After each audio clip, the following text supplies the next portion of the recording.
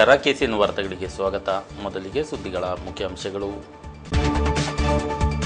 ಜ್ವರಪೀಡೆಯಲ್ಲಿ ನಲುಗಿ ಜಿಲ್ಲೆ, ಜನರಲ್ ಆಸ್ಪತ್ರೆಯಲ್ಲಿ ರೋಗಿಗಳ ಪ್ರಳಯ, ಅಸಹಾಯಕತೆಯಲ್ಲಿ ಆರೋಗ್ಯ ಸೇನೆ. ಕಲೆಕ್ಟರ್ ಶಾಸಕ ಮಧ್ಯಪ್ರವೇಶ, ಬಸ್ ಮಾಲಕರ ಜತೆ ಮಾತುಕತೆಯಲ್ಲಿ ತಾತ್ಕಾಲಿಕ ಪರಿಹಾರ. ಚೆರ್ಕಳ ನಿಲ್ದಾಣ ರಸ್ತೆ 2 ದಿನದಲ್ಲಿ ದುರಸ್ತಿ. ಬ್ಲಾಕ್ ಪಂಚಾಯತ್ ಸ್ವರೂಪ ಬದಲಾವಣೆ, ವಿಧಾನಸಭಾ ಕ್ಷೇತ್ರ ಆಧಾರದಲ್ಲಿ ಪುನರ್ ವಿಂಗಡಣೆ. ಮ್ಯಾಗಿ ನೂಡಲ್ಸ್ ಯಾಕೆ, ಹಲಸಿನ ನೂಡಲ್ಸ್ ಬೇಕೆ?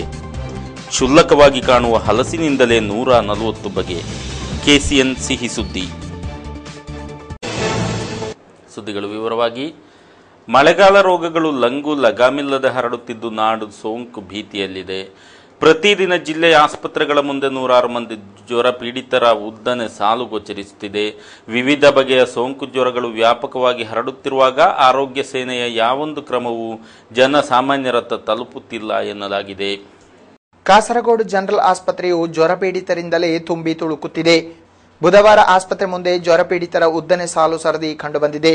ಜಿಲ್ಲೆಯಲ್ಲಿ ಮಳೆ ಅಷ್ಟೇನು ಸುರಿಯದಿದ್ದರೂ ಸಾಂಕ್ರಾಮಿಕ ರೋಗಿಗಳ ಸಂಖ್ಯೆ ಹೆಚ್ಚಾಗುತ್ತಿರುವುದು ಭೀತಿ ಹುಟ್ಟಿಸಿದೆ. ಬುಧವಾರ ಕಾಸರಗೋಡು ಜನರಲ್ ಆಸ್ಪತ್ರೆಯಲ್ಲಿ ಎಲ್ಲ ವಿಭಾಗದಲ್ಲೂ ತಪಾಸಣೆಗಾಗಿ ಜನರು ಸಾಲು ಸರದಿ ನಿಂತಿದ್ದ ದೃಶ್ಯ ಸಾಮಾನ್ಯವಾಗಿತ್ತು. ರಾಜ್ಯವ್ಯಾಪಿಯೂ ಜ್ವರ ಹರಡುವ ಕುರಿತು ವರದಿ ಹೊರಬರುತ್ತಿದ್ದು, ಈವರೆಗೆ 153 ಮಂದಿ ಅಸುನೀಗಿದ್ದಾರೆ.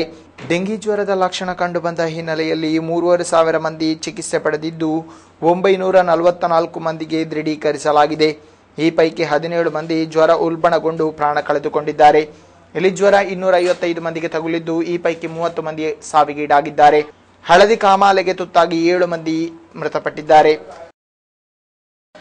ಚೆರ್ಕಳ ಬಸ್ ನಿಲ್ದಾಣದೊಳಗೆ ಪ್ರವೇಶಿಸದೆ ಖಾಸಗಿ ಬಸ್ಸುಗಳು ಕೈಗೊಂಡಿರುವ ಮುಷ್ಕರ ಇತ್ಯರ್ಥಕ್ಕೆ ಜಿಲ್ಲಾಧಿಕಾರಿ ಹಾಗೂ ಸ್ಥಳೀಯ ಶಾಸಕರು ವಿಶೇಷ ಮುತುವರ್ಜಿ ವಹಿಸಿ ನಡೆಸಿದ ಮಾತುಕತೆಯಲ್ಲಿ ತಾತ್ಕಾಲಿಕ ಪರಿಹಾರ ಉಂಟಾಗಿದೆ.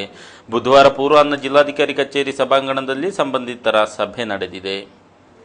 ಚೆರ್ಕಳ ಬಸ್ ನಿಲ್ದಾಣದೊಳಕ್ಕೆ ಪ್ರವೇಶಿಸುವ ರಸ್ತೆಯ ಶಿಥಿಲಾವಸ್ಥೆ ಬಗ್ಗೆ ನಿರಂತರ ಸಂಬಂಧಿತರ ಗಮನ ಸೆಳೆದರೂ ಕ್ರಮ ಉಂಟಾಗದ ಹಿನ್ನೆಲೆಯಲ್ಲಿ ಕಳೆದ ಸೋಮವಾರದಿಂದ ಖಾಸಗಿ ಬಸ್ಸುಗಳು ನಿಲ್ದಾಣದೊಳಕ್ಕೆ ಪ್ರವೇಶಿಸುತ್ತಿರಲಿಲ್ಲ. ವಿಷಯವನ್ನು ಗಂಭೀರವಾಗಿ ಪರಿಗಣಿಸಿದ ಜಿಲ್ಲಾಧಿಕಾರಿ ಮೊಹಮ್ಮದ್ ಸಗೀರ್ ಅವರು ಬುಧವಾರ ಸಂಬಂಧಿತರ ಸಭೆ ಕರೆದು ಪರಿಹಾರ ಸೂತ್ರ ಕೈಗೊಂಡಿದ್ದಾರೆ.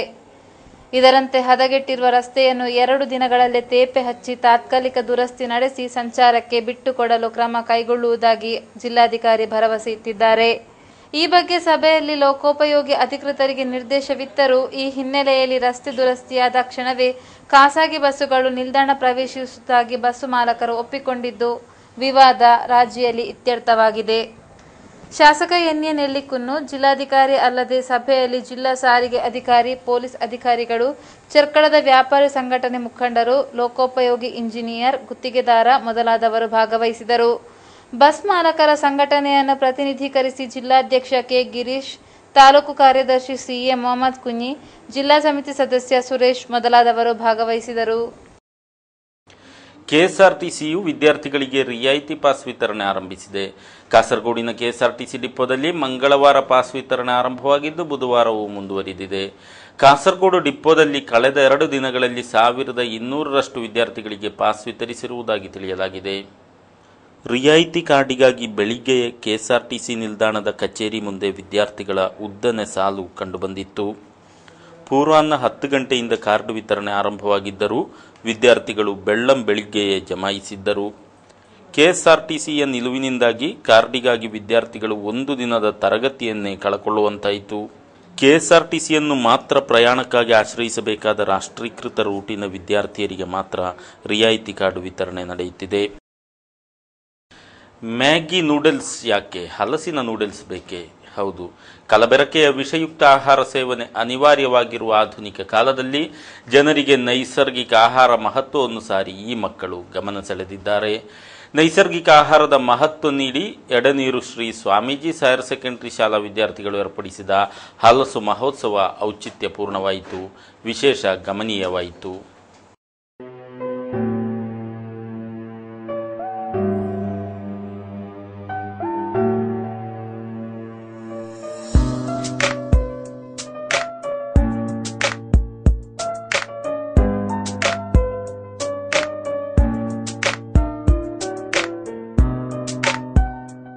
ಮ್ಯಾಗಿ ನೂಡಲ್ಸ್ಗೆ ಗುಡ್ ಬೈ ಹೇಳಿ ಹಲಸಿನ ಗುಣಮಟ್ಟವನ್ನು ನಾಡಿಗೆ ಎತ್ತಿ ತೋರಿಸಲು ಸುಮಾರು 140 ವಿಧಗಳ ಹಲಸು ಉತ್ಪನ್ನಗಳೊಂದಿಗೆ ನಡೆಸಲಾದ ಕಾರ್ಯಕ್ರಮವು ಎಲ್ಲರ ವಿಶೇಷ ಗಮನಕ್ಕೆ ಪಾತ್ರವಾಯಿತು.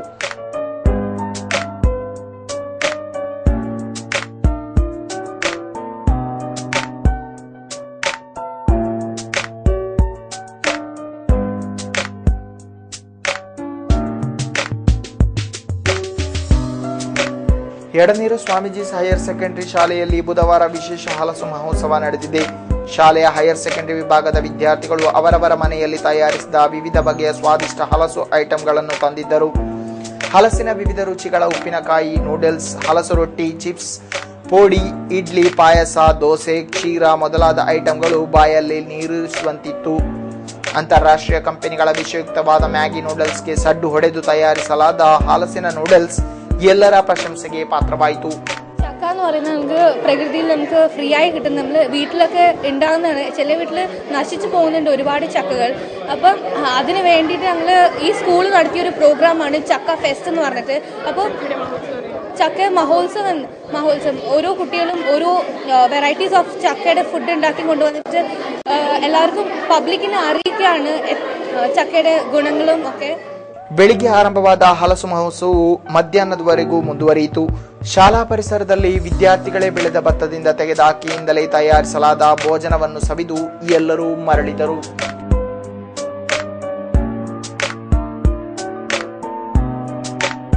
ಬ್ಲಾಕ್ ಪಂಚಾಯತ್ಗಳನ್ನು ವಿಧಾನಸಭಾ ಕ್ಷೇತ್ರಗಳ ಆಧಾರದಲ್ಲಿ ಪುನರ್ ಸಂಘಟಿಸಲಾಗುವುದು. ತ್ರಿಸ್ತರ ಪಂಚಾಯತ್ ಚುನಾವಣೆಯ ಪೂರ್ವಭಾವಿಯಾಗಿ ಪುನರ್ ಸಂಘಟನೆ ನಡೆಯಲಿದ್ದು, ಈ ಬಗ್ಗೆ ಸರ್ಕಾರವು ಕರಡು ಆದೇಶ ಹೊರಡಿಸಿದೆ.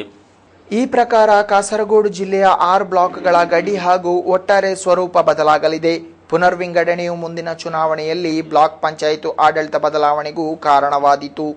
ಕಳೆದ ಪಂಚಾಯತ್ ಚುನಾವಣೆಗೆ ಮುಂಚಿತವಾಗಿ ರೂಪೀಕರಿಸಲಾದ ಪರಪ್ಪ ಬ್ಲಾಕಿನಿಂದ ತ್ರಿಕರಿಪುರ ಕ್ಷೇತ್ರಗಳ ವೆಸ್ಟ್ ಎಳೇರಿ, ಈಸ್ಟ್ ಎಳೇರಿ ಪಂಚಾಯತ್ಗಳನ್ನು ತೆಗೆದು ನೀಲೇಶ್ವರ ಬ್ಲಾಕ್ಗೆ ಸೇರಿಸಲಾಗಿದೆ. ಕಾಸರಗೋಡು ಬ್ಲಾಕಿನಲ್ಲಿ ಇನ್ನು ಮೊಗ್ರಾಲ್, ಪುತ್ತೂರು, ಬದಿಯಡಕ, ಚೆಂಗಳ, ಮದೂರು ಎಂಬಿ ಪಂಚಾಯತ್ಗಳು, ಮಂಜೇಶ್ವರ ಬ್ಲಾಕಿನಲ್ಲಿ ಕುಂಬಳೆ, ಮಂಗಲ್ಪಾಡಿ, ವರ್ಕಾಡಿ, ಪುತ್ತಿಗೆ, ಮೀಂಜಾ, ಮಂಜೇಶ್ವರ, ಬೈವಳಿಕೆ, ಎಣ್ಮಕಜೆ ಎಂಬಿ ಪಂಚಾಯತ್ಗಳು, ಕಾರಡ್ಕ ಬ್ಲಾಕಿನಲ್ಲಿ ಬೆಳ್ಳೂರು, ಕುಮ್ಡಾಜೆ, ಕಾರಡ್ಕ, ಕುತ್ತಿಕೋಲು, ಮುಳಿಯಾರು, ದೇಲಂಪಾಡಿ, ಬೇಡಡ್ಕ ಎಂಬಿ ಪಂಚಾಯತ್ಗಳು ಇರುವುವು. ಕುಂಬಳೆ ಪಂಚಾಯತ್ ಸದ್ಯ ಕಾಸರಗೋಡು ಬ್ಲಾಕ್ ವ್ಯಾಪ್ತಿಯಲ್ಲಿವೆ. ಇದರ ಅನ್ವಯ ಬ್ಲಾಕ್ ಪಂಚಾಯತ್ಗಳ ವಾರ್ಡ್ ನಿರ್ಣಯಿಸಲು ಕ್ರಮಗಳು ನಡೆಯುತ್ತಿವೆ.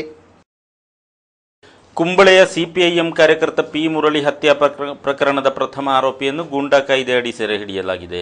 ಕುಂಬಳೆ ನಾಯ್ಕಾಪು ಅನಂತಪುರ ನಿವಾಸಿ ಶರತಿಯಾನ ಶರತ್ರಾಜ್ 24 ಬಂಧಿತ. ಈತನ ವಿರುದ್ಧ ಮುರಳಿ ಹತ್ಯಾ ಪ್ರಕರಣ ಸೇರಿದಂತೆ ಹಲ್ಲೆ, ಬೆದರಿಕೆಯಂತಹ 6ಕ್ಕೂ ಹೆಚ್ಚು ಕ್ರಿಮಿನಲ್ ಕೇಸು ದಾಖಲಾಗಿವೆ.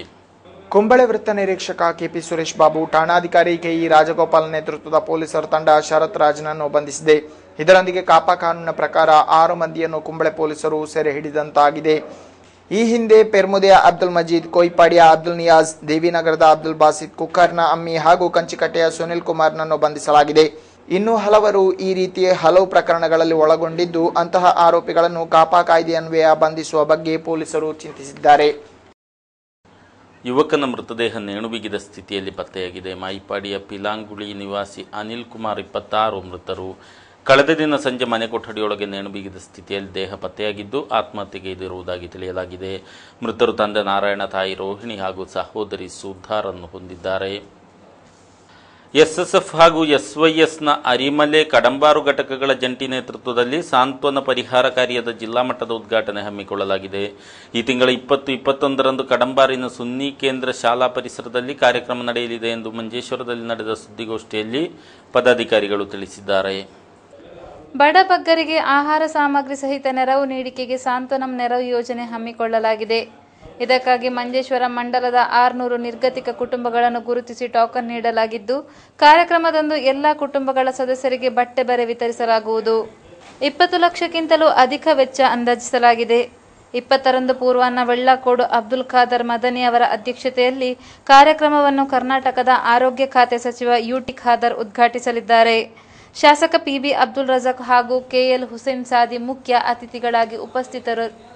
20ರಂದು ಪೂರ್ವಾಹ್ನ ವೆಳ್ಳಕೋಡು ಅಬ್ದುಲ್ ಖಾದರ್ ಮದನಿಯವರ ಅಧ್ಯಕ್ಷತೆಯಲ್ಲಿ ಕಾರ್ಯಕ್ರಮವನ್ನು ಕರ್ನಾಟಕದ ಆರೋಗ್ಯ ಖಾತೆ ಸಚಿವ ಯುಟಿ ಖಾದರ್ ಉದ್ಘಾಟಿಸಲಿದ್ದಾರೆ. ಶಾಸಕ ಪಿಬಿ ಅಬ್ದುಲ್ ರಜಾಕ್ ಹಾಗೂ ಕೆಎಲ್ ಹುಸೇನ್ ಸಾದಿ ಮುಖ್ಯ ಅತಿಥಿಗಳಾಗಿ ಉಪಸ್ಥಿತರಿರುವರೆಂದು ಸಮಿತಿ ಸದಸ್ಯರು ತಿಳಿಸಿದರು. റമദാൻ റിലീഫ് വിതരണത്തിന്റെ ഉദ്ഘാടനം അരിമല കടമ്പാറ് യൂണിറ്റിൽ 2015 ജൂൺ 20 ശനിയാഴ്ച രാവിലെ 10 മണിക്ക് സുന്നി സെന്റർ കടമ്പാറ് സ്കൂൾ പരിസരത്ത് വെച്ച് നടത്തുകയാണ്.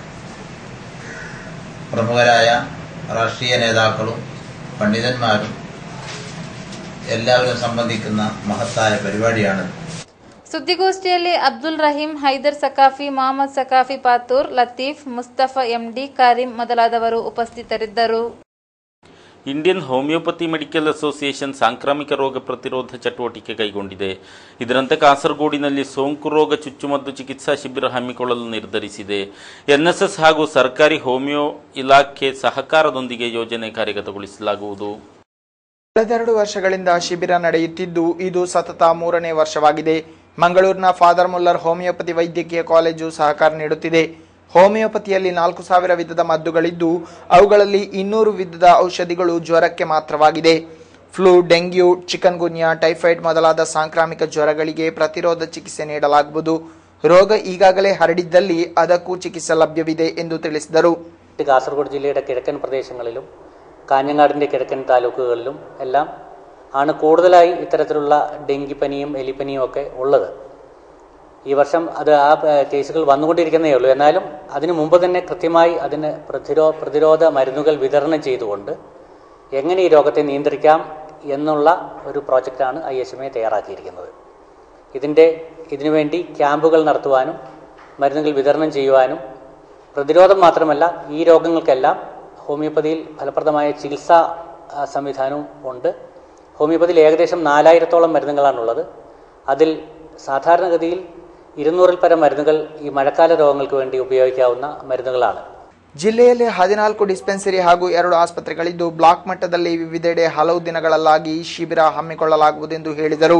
ಸುದ್ದಿಗೋಷ್ಠಿಯಲ್ಲಿ IHMEಯ ಜಿಲ್ಲಾಧ್ಯಕ್ಷ ಡಾಕ್ಟರ್ ಸಂಜೀವ ಎಂ ಲಾಸರ್, ಕಾಸರಗೋಡು ಘಟಕ ಅಧ್ಯಕ್ಷ ಡಾಕ್ಟರ್ ಶಿವಕುಮಾರ್, ಜಿಲ್ಲಾ ಕಾರ್ಯದರ್ಶಿ ಗಿರೀಶ್ ಕೃಷ್ಣ, ಉಪಾಧ್ಯಕ್ಷೆ ಧನ್ಯಾ ಕೆ ನಾಯರ್, ಸಹ ಕಾರ್ಯದರ್ಶಿ ಡಾಕ್ಟರ್ ಮಂಜು ಉಪಸ್ಥಿತರಿದ್ದರು. ನಿಯಂತ್ರಣ ತಪ್ಪಿದ ಬೈಕ್ ಮಗುಚಿ ಬಿದ್ದು ಯುವಕ ಗಂಭೀರ ಗಾಯಗೊಂಡಿದ್ದಾರೆ. ಅಡೂರು ಸಮೀಪದ ಕೊಟ್ಟುಂಜಿ ಎಂಬಲ್ಲಿನ ನಿವಾಸಿ ಮಜೀದ್ 24 ಗಾಯಾಳು. ಈತನನ್ನು ಮಂಗಳೂರಿನ ಆಸ್ಪತ್ರೆಯಲ್ಲಿ ಸೇರಿಸಲಾಗಿದೆ. ಕೊಟ್ಟುಂಬೆ ಬಳಿ ದುರಂತ ಘಟಿಸಿದೆ.